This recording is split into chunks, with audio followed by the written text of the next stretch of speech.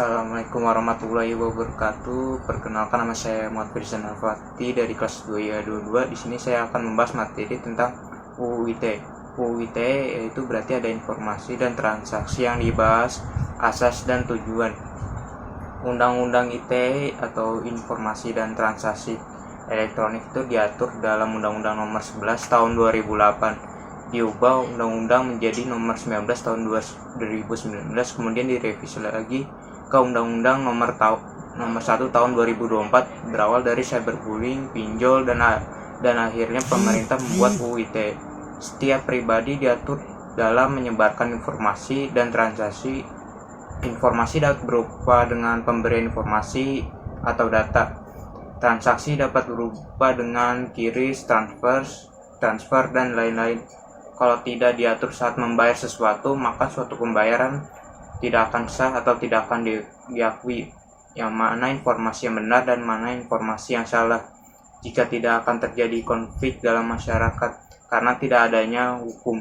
Oleh karena itu terciptalah UU ITE dan kita harus mematuhi dan mempercayai pada hukum. Apa itu informasi elektronik? Informasi elektronik adalah salah satu atau kumpulan data elektronik termasuk tetapi tidak terbatas pada atau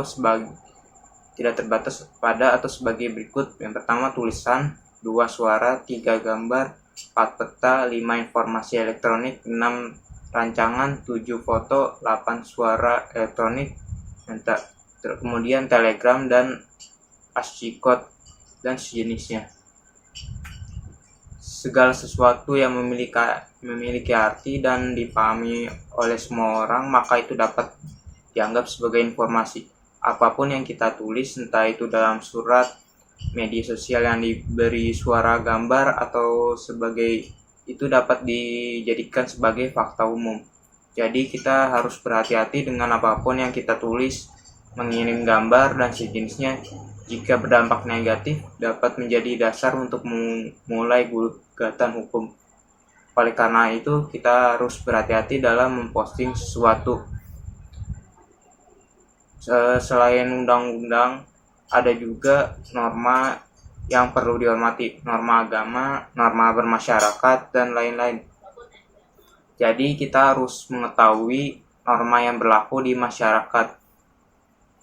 Hal-hal yang perlu diperhatikan sharing sebelum sharing. Jadi sharing sebelum sharing perlu tidak sebelum di-sharing, berguna atau tidak, apakah menyakitkan orang atau tidak.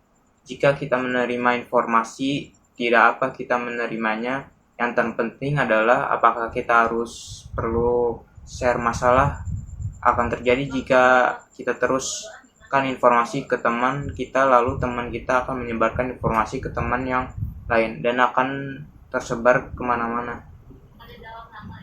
Kemudian ada transaksi elektronik, merupakan perbuatan hukum yang dilakukan dengan komputer, jaringan komputer, dan atau bisa juga dengan salah satunya media elektronik lainnya. Teknologi informasi adalah suatu teknik untuk mengumpulkan informasi, menyiapkan, mengumpulkan, menganalisis, atau menyebarkan. Maka hal tersebut merupakan ranah teknologi informasi. Sekian dari saya. Assalamualaikum warahmatullahi wabarakatuh.